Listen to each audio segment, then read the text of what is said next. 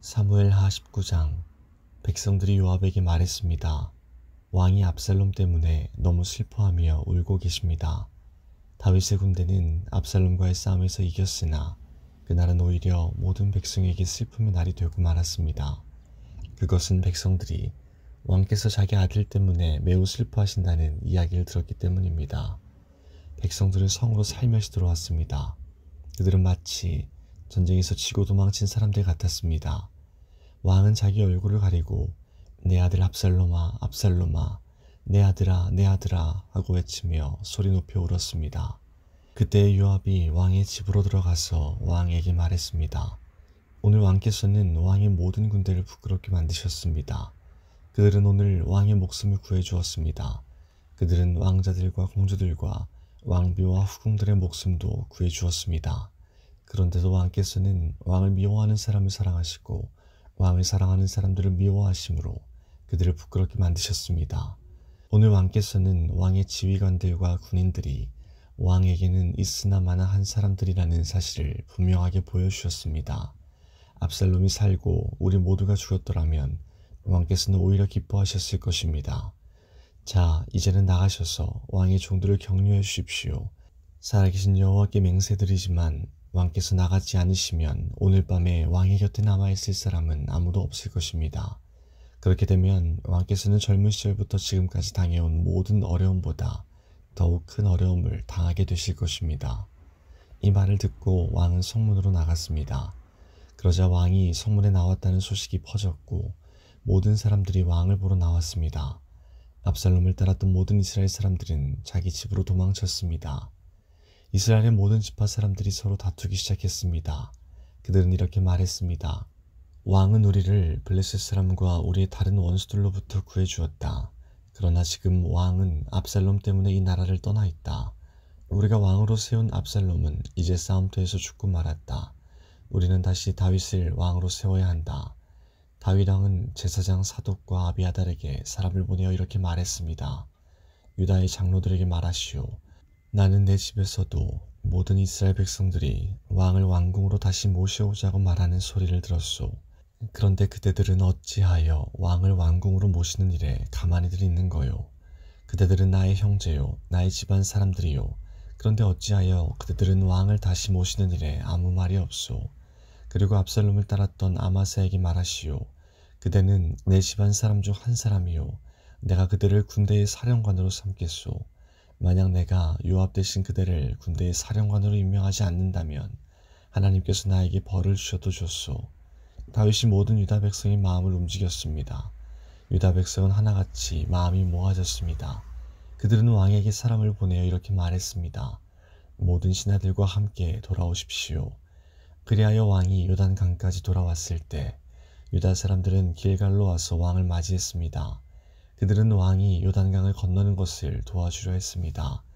게라의 아들 시므이는 베냐민 사람이었습니다. 시므이는 바후림에 살았습니다. 시므이는 유다 사람들과 함께 서둘러 내려와서 다윗 왕을 맞이했습니다.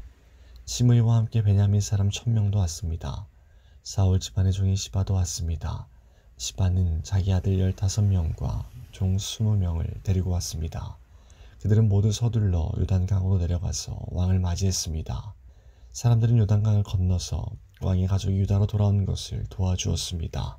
그들은 왕의 마음이 기쁘도록 애를 썼습니다. 왕이 강을 막 건너려 할 때에 게라의 아들 시므이가 왕에게 나왔습니다. 시므이는 얼굴을 땅에 대고 왕 앞에서 절을 했습니다. 시므이가 왕에게 말했습니다. 내 주여, 저의 죄를 마음에 품지 말아 주십시오. 왕께서 예루살렘을 떠나셨을 때 제가 저지른 죄를 기억하지 말아 주십시오. 저의 죄를 제가 압니다. 그래서 요셉의 집안 중에서 제가 제일 먼저 내려와서 왕을 모시는 것입니다. 내 주 왕이시여. 그러나 스루야의 아들 아비새가 말했습니다. 시므이는 죽어야 합니다. 시므이는 여호와께서 기름 부어 세우신 왕을 저주했습니다. 다윗이 말했습니다. 스루야의 아들들이여, 이 일이 그대들과 무슨 상관이 있소? 그대들은 오늘 나와 원수가 되려 하고 있소.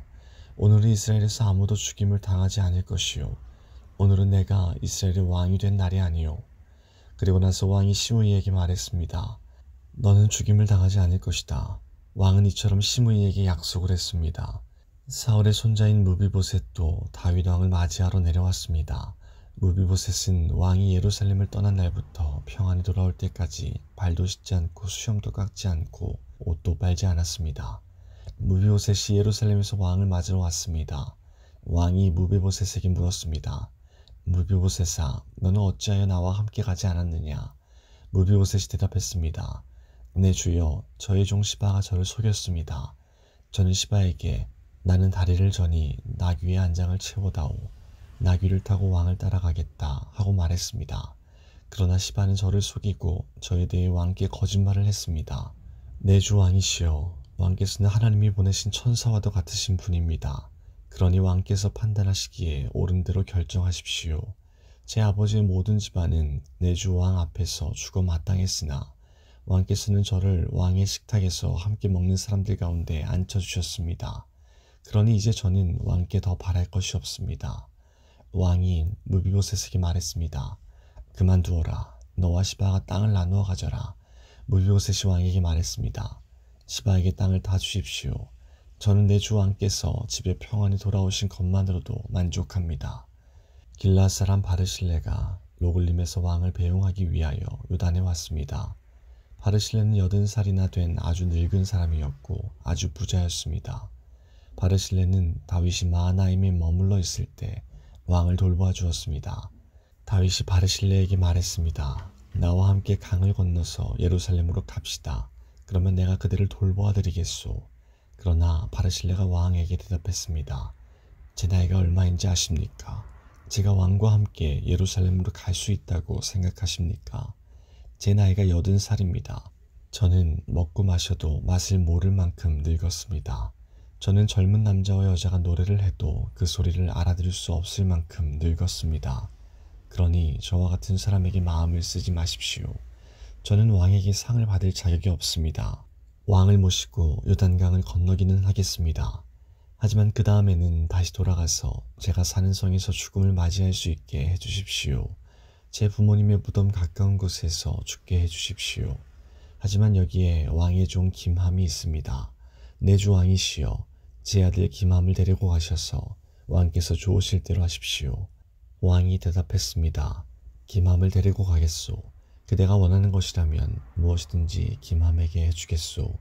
그리고 그대가 내게 원하는 것도 다 그대에게 해주겠소. 모든 백성은 요단강을 건너갔습니다. 왕도 바르실레에게 입맞추고 그에게 축복한 뒤 강을 건너갔습니다. 바르실레는 자기 집으로 돌아갔습니다. 왕이 요단강을 건너 길갈로 갈 때에 김함도 함께 갔습니다. 유다의 모든 백성과 이스라엘의 백성 절반이 왕을 모시고 나아갔습니다. 이스라엘의 모든 백성이 왕에게 나와 불평했습니다. 우리 형제인 유다 사람들이 우리와 의논도 없이 왕과 왕의 가족들과 신하들을 요단강 건너편으로 건네주었다는데 그들이 이럴 수 있습니까? 유다의 모든 백성이 이스라엘 사람들에게 대답했습니다. 우리가 이 일을 한 까닭은 왕이 우리의 가장 가까운 친척이기 때문이요. 왜 이 일에 대해 화를 내시오? 우리는 왕의 음식을 축내지도 않았소. 왕이 우리에게 선물을 주신 일도 없소.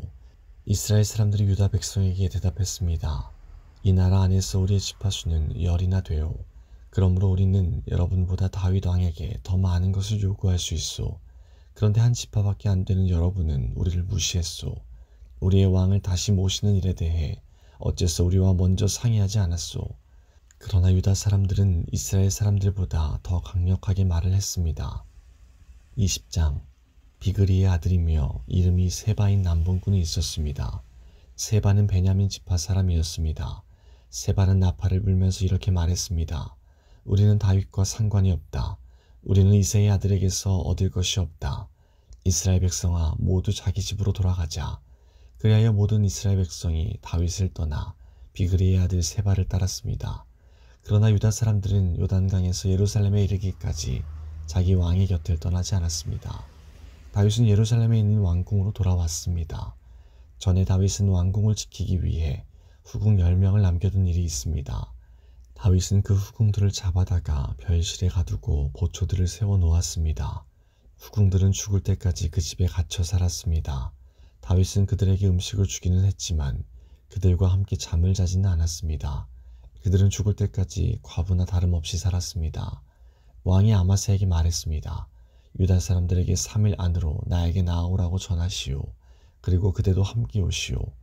그리하여 아마사는 유다 사람들을 부르러 갔습니다. 그러나 아마사는 왕이 정한 기간을 넘겨버렸습니다. 다윗이 아비새에게 말했습니다. 우리에게 비그리의 아들 세바는 압살롬보다도 더 위험하오. 내 부하들을 데리고 가서 세바를 뒤쫓으시오. 세바가 강하고 튼튼한 성을 찾기 전에 어서 서두르시오. 세바가 강하고 튼튼한 성에 들어가게 되면 잡을 수 없게 되오. 그리하여 요압의 부하들과 그렛 사람과 블레셋 사람 그리고 모든 군인들이 아비새와 함께 갔습니다.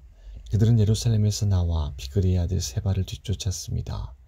요압과 그 군대가 기드온의 커다란 바위에 이르렀을 때 아마사가 나와서 요압을 맞이했습니다. 그때 요압은 군복을 입고 있었고 허리에는 띠를 차고 있었습니다. 그 띠에는 칼집이 있었고 칼집 안에는 칼이 들어 있었습니다. 요압이 앞으로 나서면서 그 칼집을 풀어놓았습니다. 요압이 아마사에게 말했습니다. 형님, 모든 일이 평안하시오. 그러면서 요압은 오른손으로 아마사의 수염을 잡고 입을 맞추었습니다. 아마사는 요압의 손에 칼이 있으리라고는 생각도 못했습니다. 요압은 칼을 아마사의 배에 찔러 넣었습니다. 그러자 아마사의 창자가 땅 위에 쏟아졌습니다. 아마사는 그 자리에서 죽었기 때문에 요압이 다시 아마사를 칼로 찌를 필요가 없었습니다. 그리고 나서 요압과 그의 동생 아비새는 계속해서 비그리의 아들 세바를 뒤쫓았습니다. 요압의 부하 중 한 사람이 아마사의 시체 곁에 서 있다가 말했습니다. 요압과 다윗 편에 있는 사람은 요압을 따르도록 하여라. 아마사는 피투성이가 된 채 길 한가운데에 쓰러져 있었습니다. 요압의 부하들은 지나가는 사람마다 그 시체를 보려고 멈추는 것을 보고 아마사의 시체를 길에서 끌어다가 들에 놓아두었습니다. 그리고 그 시체를 옷으로 덮어주었습니다. 아마사의 시체가 길에서 치워지자 모든 사람들이 요압을 따라갔습니다. 그들은 요압과 함께 비그리 아들 세바를 뒤쫓았습니다. 세바는 이스라엘 모든 지파 가운데로 이리저리 다니다가 벤 마아가의 아벨로 갔습니다. 모든 베림 사람들도 와서 세바의 뒤를 따라갔습니다. 요압과 그의 부하들도 벤 마아가의 아벨로 가서 그곳을 에워쌌습니다. 그들은 성을 공격하기 위해 성벽 곁에 흙을 쌓아 올렸습니다. 또 성벽을 무너뜨리기 위해 성벽 아래를 파기 시작했습니다. 그런데 어떤 지혜로운 여자가 성에서 소리를 질렀습니다. 제 말씀을 들어보십시오. 요압에게 이리로 좀 와달라고 해주십시오. 드릴 말씀이 있습니다. 그래서 요압이 여자가 있는 쪽으로 왔습니다. 여자가 요압 장군이십니까? 하고 물었습니다.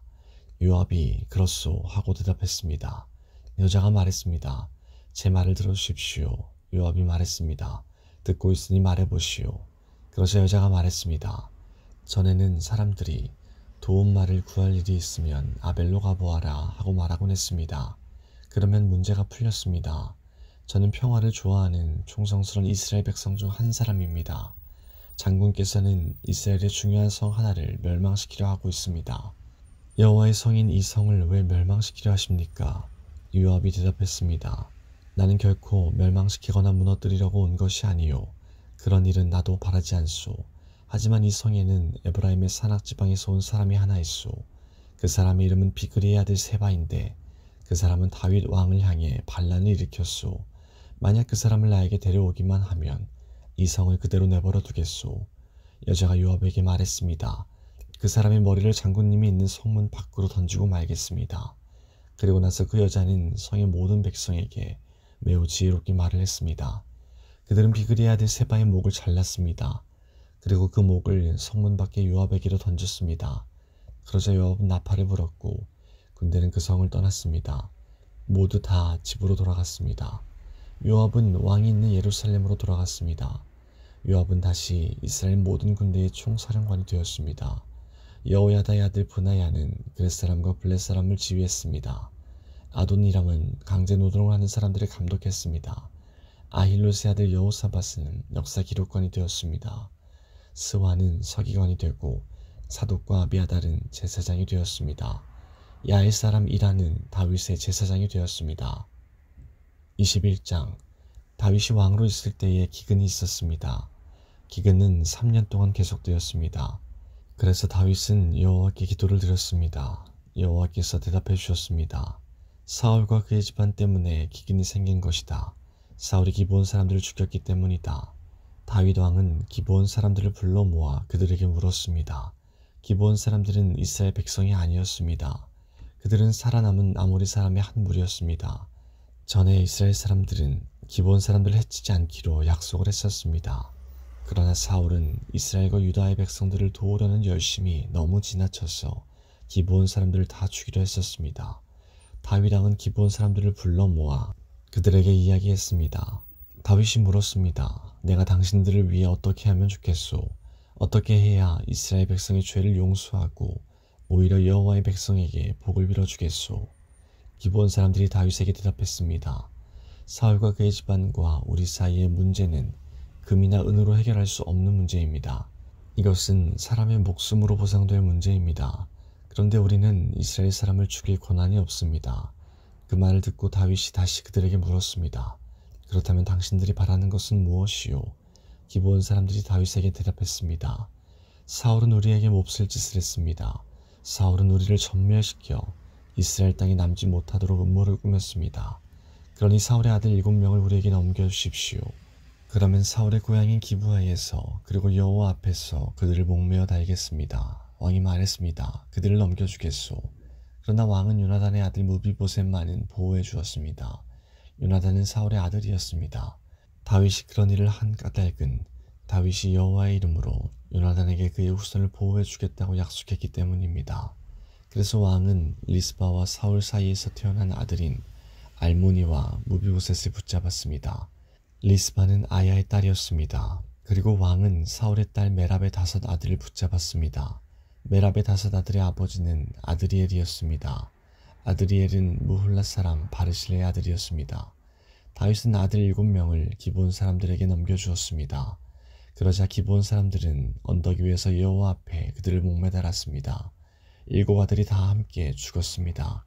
그들은 추수를 시작할 무렵에 죽임을 당했습니다. 그때는 사람들이 보리를 막 거둘 때였습니다. 아야의 딸 리스바는 거친 배로 만든 천을 가져다가 바위 위에 것을 폈습니다. 그리고 리스바는 추수가 시작될 때부터 비가 내릴 때까지 하늘의 새들이 자기 아들들의 시체를 건드리지 못하게 막았습니다. 또 밤이 되면 들짐승들이 시체를 건드리지 못하게 막았습니다. 사람들이 사울의 후궁이었던 리스바가 하고 있는 일을 다윗에게 이야기했습니다. 그러자 다윗은 사울과 요나단의 뼈를 길르앗의 야베스 사람들에게서 찾아왔습니다. 전에 블레셋 사람들이 길보아에서 사울과 요나단을 죽인 후 시체들을 벳산 거리에 매달았습니다. 그때 길르앗의 야베스 사람들이 몰래 그 시체들을 가져온 것이었습니다. 다윗은 사울과 그의 아들 요나단의 뼈를 길르앗에서 옮겨왔습니다. 그러자 백성들은 달려 죽은 사울의 7 아들의 시체를 거두어들였습니다. 백성들은 사울과 그의 아들 요나단의 뼈를 옮기면서 죽임을 당한 사울의 7 아들의 시체도 함께 베냐민 땅 셀라에 있는 사울의 아버지 기스의 무덤에 묻어주었습니다. 백성들은 왕이 명령한 것을 다 지켰습니다. 그러자 하나님께서 그 땅 백성들의 기도를 들어주셨습니다. 블레셋과 이스라엘 사이에 또다시 전쟁이 일어났습니다. 다윗은 자기 부하들을 거느리고 블레셋 사람들과 싸우러 나갔습니다. 그러나 다윗은 지치고 약해졌습니다. 거인의 아들 중에 이스비브노비라는 사람이 있었습니다. 이스비브노의 노쇠 창은 무게가 300세겔 가까이 나갔습니다. 이스비브노는 또 3칼을 가지고 다윗을 죽일 계획을 세웠습니다. 그러나 스루야의 아들 아비새가 이 블레셋 사람을 죽이고 다윗의 목숨을 구해주었습니다. 그때 다윗의 부하들이 다윗에게 한 가지 다짐을 받으려 했습니다. 그들이 말했습니다. 다시는 우리와 함께 싸움터에 나오지 마십시오. 만약 왕이 돌아가시면 이스라엘의 등불이 꺼지는 것과 같습니다. 그 후 곱에서 다시 블레셋과 싸움이 있었습니다.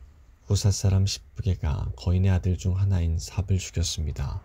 그 후 곱에서 또다시 블레셋과 싸움이 있었습니다. 베들레헴 사람 야레오르김의 아들 엘하난이 가드 사람 골리앗의 동생 라흐미를 죽였습니다. 그의 창은 배틀채만큼 컸습니다. 가드에서도 또다시 전쟁이 일어났습니다. 거기에는 굉장히 큰 거인이 있었습니다. 그 사람의 손가락은 한 손에 6개씩 있었고 발가락도 한쪽에 6개씩 있었습니다. 그러니까 그 사람의 손가락과 발가락은 모두 24개였습니다. 이 사람도 역시 거인의 아들이었습니다. 이 사람은 이스라엘에 맞서 싸우다가 요나단에게 죽임을 당했습니다. 요나단은 다윗의 형인 삼마의 아들이었습니다. 이들 네 사람은 모두 기드에 사는 거인의 아들들이었습니다. 그들은 모두 다윗과 그의 부하들에게 죽임을 당했습니다.